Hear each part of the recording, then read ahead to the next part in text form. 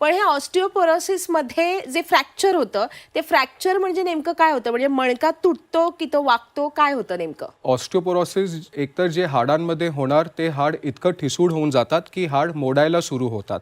आता फ्रॅक्चर्स पण दोन प्रकारचे असतात. एक असतो की जर तुम्हाला जोरात धक्का लागला आणि हाड दोन पार्ट्समध्ये तुटलं तर त्याला आम्ही ट्रॉमॅटिक फ्रॅक्चर म्हणतो. ऑस्टिओपोरोसिसचा जो फ्रॅक्चर आहे ते असं असतो की छोटासा धक्का लागला तरी सुद्धा हाड दाबले जातात. ओके, म्हणजे जर आपल्या हाडाची उंची जितकी असेल ऑस्टिओपोरोसिस फ्रॅक्चर नंतर ते 50, 20, 30% कमी होऊन जाते. सो त्याला आम्ही ऑस्टिओपोरोटिक कंप्रेशन फ्रॅक्चर्स म्हणतो.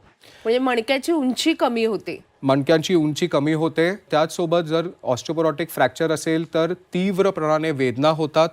चालायला सुद्धा पेशंट्सला असं वाटतो की मी पुढे बेंड होत जात आहे. कधी कधी वेदना इतकी जास्त असते की कुशी वडताना सुद्धा त्यांना ते आरामात करू शकत नाही. जर जास्त प्रमाणाने ऑस्टिओपोरोटिक फ्रॅक्चर झालं तर आपले जे मणके आहेत ते आपला मेन नस ज्याला आम्ही स्पायनल कॉर्ड म्हणतो त्याला जाऊन दाबवणार आणि जर स्पायनल कॉर्ड दाबली गेली तर जे आपली पायाची आणि हाताची शक्ती आहे ती कमी होत जाणार.